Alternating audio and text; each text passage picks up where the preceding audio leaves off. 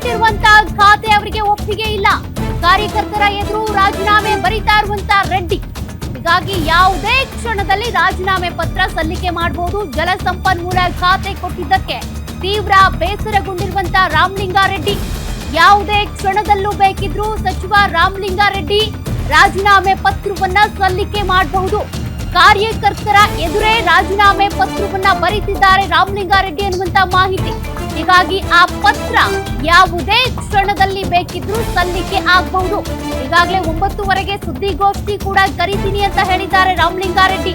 ಹೀಗಾಗಿ ಮತ್ತಷ್ಟು ಕುತೂಹಲ ಹೆಚ್ಚಾಗ್ತಾ ಇದೆ. ರಾಮಲಿಂಗಾರೆಡ್ಡಿ ಅವರು ರಾಜೀನಾಮೆ ಕೊಟ್ಟಿದ್ದೇ ಆದ್ರೆ ಡಿ.ಕೆ. ಶಿವಕುಮಾರ್ ಅವರ ಸರ್ಕಾರಕ್ಕೆ ಒಂದ್ ರೀತಿಯಾಗಿ ಮೊದಲ ಡ್ಯಾಮೇಜ್ ಇದು.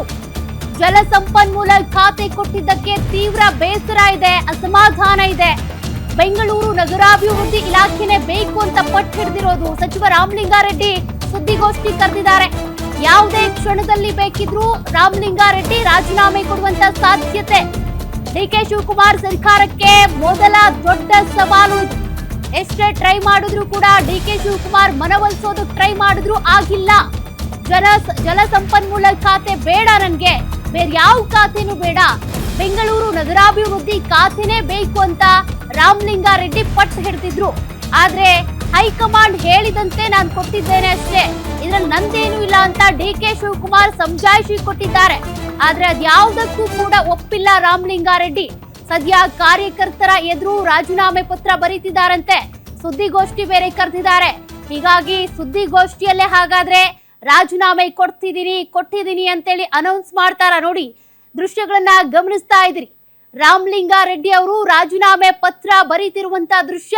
ಹಾಗಾದ್ರೆ ರಾಜೀನಾಮೆ ಪತ್ರವನ್ನ ಇವತ್ತು ಸಲ್ಲಿಕೆ ಮಾಡ್ಬಿಡ್ತಾರ? ಕಾರಣ ಅವರಿಗೆ ನಗರಾಭಿವೃದ್ಧಿಯ ಇಲಾಖೆನೇ ಬೇಕು. ಪಟ್ಟು ಸಡಿಲಿಸ್ತಾ ಇಲ್ಲ ರಾಮಲಿಂಗಾರೆಡ್ಡಿ. ಹೀಗಾಗಿ ಈಗ ಡಿ.ಕೆ. ಶಿವಕುಮಾರ್ ಅವರ ಮುಂದಿನ ನಡೆ ಏನು? ಹಾಗಾದ್ರೆ ಹೈಕಮಾಂಡ್ ನಾಯಕರು ಯಾರು ಕೂಡ ರಾಮಲಿಂಗಾರೆಡ್ಡಿ ಅವರನ್ನ ಸಂಪರ್ಕ ಮಾಡಿಲ್ವಾ? ಮತ್ತೊಂದ್ ಕಡೆ ರಾಮಲಿಂಗಾರೆಡ್ಡಿ ಅವರು ಕೇಳಿದಂತ ಬೇಡಿಕೆಯನ್ನ ಯಾಕೆ ಈಡೇರಿಸಲಿಲ್ಲ ಅನ್ನುವಂತ ಪ್ರಶ್ನೆ ಕೂಡ ಇದೆ.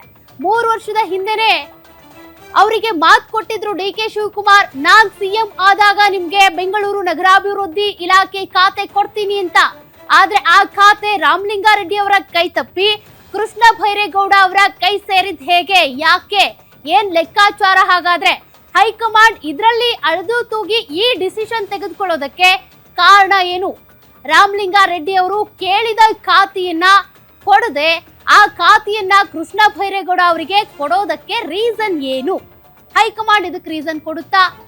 ಹೈಕಮಾಂಡ್ ನಾಯಕರು ಹಾಗಾದ್ರೆ ರಾಮಲಿಂಗಾರೆಡ್ಡಿ ಜೊತೆ ಮಾತನಾಡ್ತಾರ? ರಾಮಲಿಂಗಾರೆಡ್ಡಿ ಅವರಂತೂ ಪೂರ್ತಿ ಬೇಸರ, ಅಪ್ಸೆಟ್ ಆಗ್ಬಿಟ್ಟಿದ್ದಾರೆ. ರಾಜೀನಾಮೆ ಕೊಡ್ತೀನಿ ಅಂತ ಸುದ್ದಿಗೋಷ್ಠಿ ಕರೆದಿದ್ದಾರೆ ರಾಮಲಿಂಗಾರೆಡ್ಡಿ.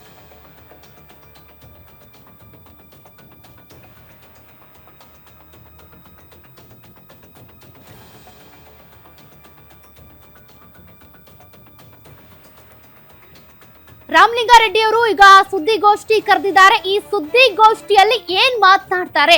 ಆ ರಾಜೀನಾಮೆ ಪತ್ರವನ್ನ ತೆಗೆದುಕೊಂಡೇ ಬಂದಿದ್ದಾರೆ. ಹಾಗಾಗಿ ರಾಜೀನಾಮೆ ಕೊಟ್ಬಿಡ್ತಾರಾ? ಹೈಕಮಾಂಡ್ ನಾಯಕರು ಅಷ್ಟರೊಳಗೆ ಏನಾದ್ರೂ ಅವ್ರ ಜೊತೆಗೆ ಮಾತನಾಡೋ ಪ್ರಯತ್ನ ಮಾಡ್ತಾರಾ? ರಾಜೀನಾಮೆ ಪತ್ರವನ್ನ ನೀವು ಗಮನಿಸ್ತಾ ಇದ್ದೀರಿ. ಕಾರ್ಯಕರ್ತರ ಎದುರೇ ಬರ್ಕೊಂಡು ಬಂದಿದ್ದಾರೆ. ಅವರಿಗೆ ಬೆಂಗಳೂರು ನಗರಾಭಿವೃದ್ಧಿ ಇಲಾಖೆ ಬಿಟ್ರೆ ಬೇರೆ ಯಾವ ಖಾತೆನೂ ನನಗೆ ಬೇಡ ಅಂತೇಳಿ ಅವ್ರು ಹೇಳ್ತಿದ್ದಾರೆ. ಹಾಗಾಗಿ ಈ ಸುದ್ದಿಗೋಷ್ಠಿ ಇಂಡಿವಿಜುವಲ್ ಆಗಿ ನಾನು ಯಾರಿಗೂ ಕೊಡೋದಿಲ್ಲ. ಇಲ್ಲ, ಅಲ್ಲೇ ಇತ್ತು ಟೈಪ್ ಆಗಿತ್ತು ನೋಡಿ, ಅದ್ರ ಮೇಲೆ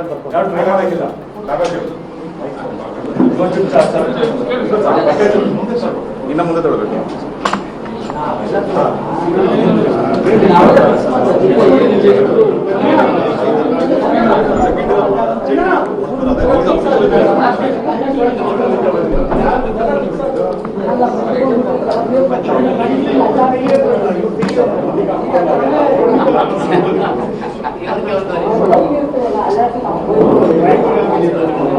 ನಿಮಗೆ ಕೊಡ್ತೀನಿ ರೀ ಕಾಪಿ ಸಾಮಕ್ಕೆ, ಬೇರೆ ಕಾಪಿನ ಕೊಡ್ತೀನಿ. ಯಾಕೆ ತರ ಕೆಲ್ಸ್ಕೊಳ್ತೀರಾ?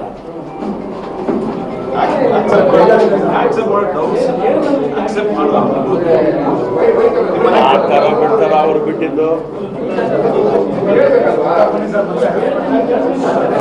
ಬಿಡ್ರೆ ಬಂದ್ರಿ ಸತ್ಯ ಒಂದು ಕಾಪಿನೇ ಕೊಡ್ತೀನಿ ರೀ.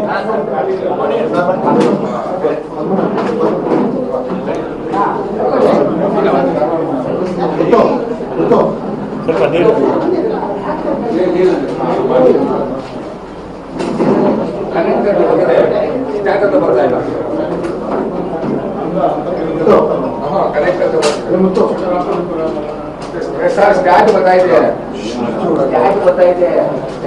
ನಾನು ಹೇಳಬೇಕಾದ್ದನ್ನು ಹೇಳ್ತೀನಿ ಕನ್ನಡದಲ್ಲಿ.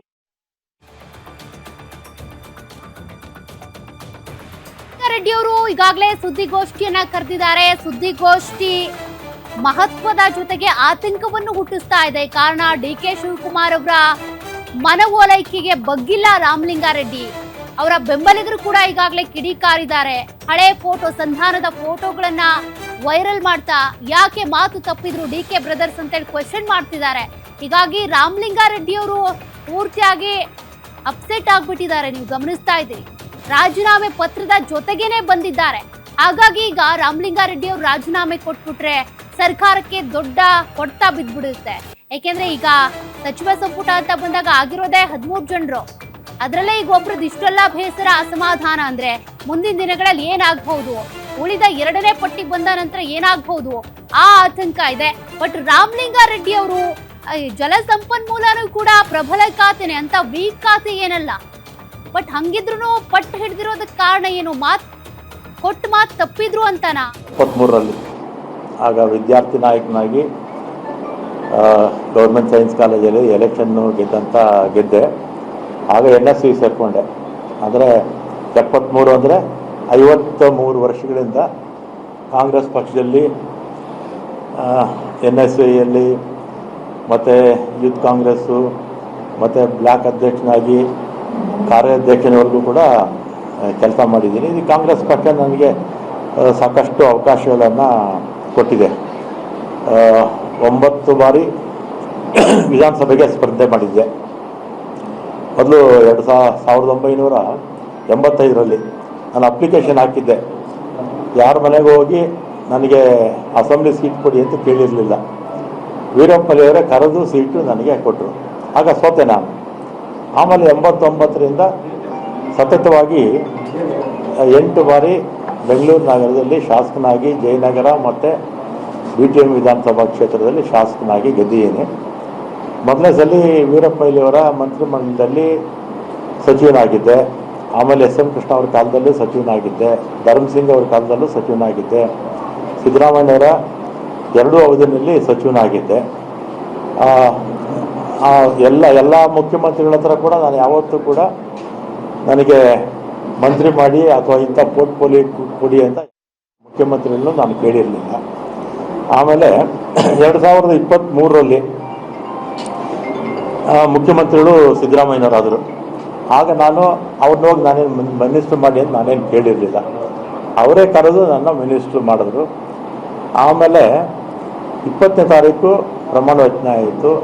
23ನೇ ತಾರೀಕು ಸುರೇಶ್, ನಮ್ಮ ಬೈಕು ಸುರೇಶ್ ಈಗ ಮಂತ್ರಿಗಳಾಗಿದ್ದಾರೆ, ಅವರು ಫೋನ್ ಮಾಡಿ ಮುಖ್ಯಮಂತ್ರಿಗಳು ಮಾತಾಡಬೇಕಂತ ಬನ್ನಿ ಅಂದರು. ಕನ್ನಿಂಗ್ಹ್ಯಾಮ್ ರೋಡ್ಗೆ ಹೋದೆ. ಅಲ್ಲಿ ಮೇಲ್ಗಡೆ ಯಾರೋ ಇದ್ದರು, ಸೆಲ್ಲರಲ್ಲೇ ಪಾರ್ಕಿಂಗಲ್ಲಿ ನಾನು ಸುರೇಶ್ ಮಾತಾಡಿದ್ವಿ. ಏನು ಕರೆದಿದ್ದೇನು ಅಂತ ಕೇಳಿದೆ. ಅದಕ್ಕೆ ನಿಮಗೆ ಬೆಂಗಳೂರು ಪೋರ್ಟ್ಫೋಲಿಯೋ ಕೊಡ್ತೀನಿ ಅಂತ ಹೇಳಿದರು. ಅಷ್ಟೇ ತಾನೇ ಫೋನಲ್ಲಿ ಹೇಳಿದರೆ ಸಾಕಾಗಿತ್ತು, ಇದಕ್ಕೆ ಯಾಕೆ ಕರೆದ್ರಿ ಅಂತೇಳಿ ನಾನು ಸಿದ್ದರಾಮಯ್ಯ ಭೇಟಿನೂ ಮಾಡಲಿಲ್ಲ. ಅವರು ಬೆಂಗಳೂರು ಪೋರ್ಟ್ಫೋಲಿಯೋ ಕೊಡ್ತೀನಿ ನಾನು ಬಂದುಬಿಟ್ಟು, ನಾನೇನು ಕೇಳಿರಲಿಲ್ಲ ಪೋರ್ಟ್ಫೋಲಿಯೋ ಕೊಡಿ ಅಂತ. ನಾನು ಸಿದ್ದರಾಮಯ್ಯನವ್ರನ್ನೂ ಕೇಳಲಿಲ್ಲ, ಅವರೇ ವಾಲಂಟಿಯರ್ ಆಗಿ ಕೊಡ್ತೀನಿ ಅಂತ ಹೇಳಿದರು. ಆಮೇಲೆ 25ಕ್ಕೆ ಅನೌನ್ಸ್ ಆಯಿತು ಪೋರ್ಟ್ಫೋಲಿಯೋ. ನಾನೇ ಮತ್ತೆ ಟ್ರಾನ್ಸ್ಪೋರ್ಟ್ಗೆ ಹಾಕ್ಬಿಟ್ಟಿದ್ರು. ಆಮೇಲೆ ನಾನು ಫೋನ್ ಮಾಡಿದೆ, ಸುರೇಶ್ಗೆ ಫೋನ್ ಮಾಡಿದೆ. ಅವರಿಬ್ಬರು ಜೊತೆನೇ ಕಾರಲ್ಲಿ ಹೋಗ್ತಾಯಿದ್ರು. ಯಾಕೆ ಈಗ ಆಯಿತು ಅಂತ ಹೇಳಿದೆ. ಬೇರೆ ಬೇರೆ ಕಾರಣಗಳಿಂದ ಇದು ಬದಲಾವಣೆ ಆಗೋಯಿತು ಅಂತ ಹೇಳಿದರು. ಆಮೇಲೆ ನಾನು 25ನೇ ತಾರೀಕು ಮಾತಾಡಿದ್ಮೇಲೆ ನಾನೇನು ಕೇಳಿರಲಿಲ್ಲ, ಏನು ಇಂಥ ಇಲಾಖೆ ಬೇಕು ಅಂತ ನಾನು ಕೇಳಿರಲಿಲ್ಲ. ಅವರೇ ಕರೆದು ಕೊಡ್ತೀನಿ ಅಂತ ಹೇಳಿದರು. ಆಮೇಲೆ ನನ್ನ ಬೇಡ, ನನ್ನ ಮಂತ್ರಿಮಂಡಲದಲ್ಲಿ ಇರೋದಿಲ್ಲ ಅಂತ ನಾನು ಹೇಳಿದೆ. ಆಮೇಲೆ ನಮ್ಮ ಈಗಿನ ಮುಖ್ಯಮಂತ್ರಿಗಳು ಯಾರು, ನಮ್ಮ ಶಿವಕುಮಾರ್ ಅವರು ಮತ್ತು ಅವರ ಸಹೋದರ DK ಸುರೇಶು, ಇವರೆಲ್ಲ ನಮ್ಮ ಮನೆಗೆ ಬಂದು 2.5 ವರ್ಷ ಆದಮೇಲೆ ನಾನೇ ಚೀಫ್ ಮಿನಿಸ್ಟರ್ ಆಗ್ತೀನಿ, ಆಗ ನಿನಗೆ ಈ ಪೋರ್ಟ್ಫೋಲಿಯೋ ಬಿಟ್ಕೊಡ್ತೀನಪ್ಪ ಅಂತ ನಾನು ಸಾಯಂಕಾಲ 4 ಗಂಟೆವರೆಗೂ ಇದ್ರು ನಮ್ಮ ಮನೇಲಿ, ಅಲ್ವೇನಪ್ಪ? ಸಂಜೆ 4 ಗಂಟೆವರೆಗೂ ನಮ್ಮ ಮನೇಲಿ ಇದ್ದರು. ನೀವು ಮಾಧ್ಯಮದವರೆಲ್ಲ ಇದ್ದೀರಿ ಅವತ್ತು, ಎಲ್ಲ ನಮ್ಮ ಮನೆ ಮುಂದೆನೇ ಇದ್ದರು. ನಾನು ಆಯಿತು ಅಂತ ಸುಮ್ಮನೆ ಆದೆ. ಮತ್ತು ಮೊನ್ನೆ 25ರಲ್ಲಿ ಅವರು CM ಆಗಿ ತಗೋಬೇಕು. ಅದರ ಹಿಂದಿನ ದಿನಾನೇ ನಾವು ಹೋಗಿದ್ವಿ. ನಾನು ಕೃಷ್ಣರಾಜ್ ಅವರು ಇಲ್ಲೇ ಇದ್ದಾರೆ, ಅವ್ರಿಗೆ MLC ಸೀಟ್ಗೆ ರೆಕಮೆಂಡೇಷನ್ ಮಾಡೋದಕ್ಕೆ ಹೋಗಿದ್ದೆ ಕೃಷ್ಣರಾಜ್ ಅವರಿಗೆ. ಆಮೇಲೆ ಕೃಷ್ಣರಾಜ್ ಅವರು ಅವ್ರ ವಿಚಾರ ಮುಗಿದ ಮೇಲೆ ನಾವಿಬ್ಬರೇ ಪರ್ಸ್ನಲ್ಲಾಗಿ ಕೂತಿದ್ದಾಗ ನಾನೇನು ಇವ್ರನ್ನೂ ಯಾರು ಶಿವಕುಮಾರ್ ಅವ್ರನ್ನೂ ಕೂಡ ನಾನು ಮಂತ್ರಿ ಮಾಡ್ಕೊಳ್ಳಿ ಅಂತ ಕೇಳಲಿಲ್ಲ, ಅಥವಾ ಸಿದ್ದರಾಮಯ್ಯನವ್ರ ಹತ್ರ ಹೋಗಿ ನಾನು ಮಂತ್ರಿ ಮಂಡಳಿ ಸೇರಿಸಿ ಅಂತ ಹೇಳಲಿಲ್ಲ, ಅಥವಾ ಹೈಕಮಾಂಡ್ಗೆ ಹೋಗಿ ನನ್ನ ಮಂತ್ರಿ ಮಾಡಿ ಅಂತ ನಾನೇನು ಕೇಳಿರಲಿಲ್ಲ. ಮಾಡಿದ್ದಾರೆ, ಸಂತೋಷ. ಮತ್ತು ಅವತ್ತೇ ಶಿವಕುಮಾರ್ ಬೆಂಗಳೂರು ಪೋರ್ಟ್ಫೋಲಿಯೋ ನಿನಗೆ ಕೊಡ್ತೀನಪ್ಪ ಅಂತ ಹೇಳಿದರು. ಆಯಿತು ಅಂತ ಬಂದೆ. ನಾನು ಅದನ್ನು ಕೇಳಿರಲಿಲ್ಲ, ಅವ್ರಿಗೆ ಅದನ್ನು ಕೇಳಲಿಲ್ಲ, ಅವರೇ ವಾಲಂಟಿಯರಾಗಿ ಹೇಳಿದರು. ಆಮೇಲೆ ನೋಡಿದ್ರೆ ಈಗ ಜನಸಂಪನ್ಮೂಲ ಕೊಟ್ಟಿದ್ದಾರೆ. ನಾನು 2 ಬಾರಿ ಕೂಡ ಅವರೇ ಕರೆದು ಕೊಡ್ತೀವಿ ಅಂತೇಳಿ ಆಮೇಲೆ ಬೇರೆಯವ್ರಿಗೆ ಆಯಿತು. ಅದಕ್ಕೆ ನನಗೆ ಬೇಸರ ಆಗಿ ಈಗ ಆತ್ಮಸಾಕ್ಷಿ ವಿರುದ್ಧವಾಗಿ ಕೆಲಸ ಮಾಡೋಕ್ಕಾಗ್ತಿಲ್ಲ ಅಂತೇಳಿ ಇವತ್ತು ನಾನು ರಾಜೀನಾಮೆ ಕೊಡ್ತಾ ಇದ್ದೀನಿ ಅಷ್ಟೇ. ಆಮೇಲೆ ಕಾಂಗ್ರೆಸ್ ಪಕ್ಷದಲ್ಲೇ ಇರ್ತೀನಿ, ಕಾಂಗ್ರೆಸ್ ಶಾಸಕನಾಗಿ ಮುಂದುವರಿತೀನಿ, ಅದರಲ್ಲೇನು ಎರಡನೇ ಮಾತಿಲ್ಲ. ಯಾರು ನನ್ನ ಹತ್ರ ಮಾತಾಡಿಲ್ಲ. ನಾನು ಆಗಲೇ ಹೇಳಿದಲ್ಲ, ಏನು ಮಾತಾಡೋದಿಲ್ಲ, ಇಷ್ಟೇ. ನೀವು ಅದನ್ನು ಟ್ರಾನ್ಸ್ಲೇಟ್ ಮಾಡ್ಕೊಳ್ಳಿ. ಏನು ಮಾತಾಡಲ್ಲ. ಶಾಸಕರಾಗಿರ್ತೀನಿ, ಕಾಂಗ್ರೆಸ್ ಪಕ್ಷದಲ್ಲೇ ಇರ್ತೀನಿ.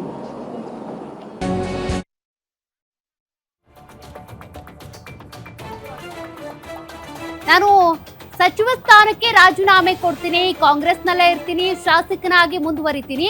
ನಾನೇನು ಈ ಹಿಂದೆನೂ ಕೂಡ ನನಗೆ ಬೆಂಗಳೂರು ನಗರಾಭಿವೃದ್ಧಿ ಖಾತೆ ಬೇಕಂತ ಏನು ಕೇಳಿರ್ಲಿಲ್ಲ. DK ಶಿವಕುಮಾರ್ ಅವರು, ಅವ್ರ ಆಪ್ತರು ಕೆಲವರು ಬಂದಿದ್ರು, ಸಂಧಾನ ಮಾತುಕತೆ ನಡೆಸಿದ್ರು, ಅವರೇ ಮಾತು ಕೊಟ್ಟಿದ್ರು. ಕೊಟ್ಟ ಮಾತನ್ನ ಉಳಿಸ್ಕೊಳ್ದೆ ಈಗ ನನಗೆ ಜಲಸಂಪನ್ಮೂಲ ಖಾತೆ ಕೊಟ್ಟಿರೋದು ನನಗೆ ಸುತಾರಾಮ್ ಇಷ್ಟ ಇಲ್ಲ. ಮನಸ್ಸಾಕ್ಷಿಗೆ ವಿರುದ್ಧವಾಗಿ ಕೆಲಸ ಮಾಡೋದಕ್ಕೆ ನಾನು ರೆಡಿ ಇಲ್ಲ. ಹಂಗಾಗಿ ಈ ಜಲಸಂಪನ್ಮೂಲ ಖಾತೆಗೆ ಆ ಸಚಿವ ಸ್ಥಾನಕ್ಕೆ ರಾಜೀನಾಮೆ ಕೊಡೋದಕ್ಕೆ ನಾನು ತೀರ್ಮಾನ ಮಾಡಿದ್ದೀನಿ ಅನ್ನೋದು ರಾಮಲಿಂಗಾರೆಡ್ಡಿ ಅವರ ಮಾತು. ಅಂದ್ರೆ ಹಾಗಾದ್ರೆ ಹೈಕಮಾಂಡ್ ನಾಯಕರ ಗಮನಕ್ಕೆ DK ಶಿವಕುಮಾರ್ ಅವರು ಈ ವಿಚಾರವನ್ನ ತಂದಿರ್ಲಿಲ್ವಾ? ಆ ಪ್ರಶ್ನೆ ಈಗ ಹುಟ್ಕೊಳ್ತಾ ಇದೆ.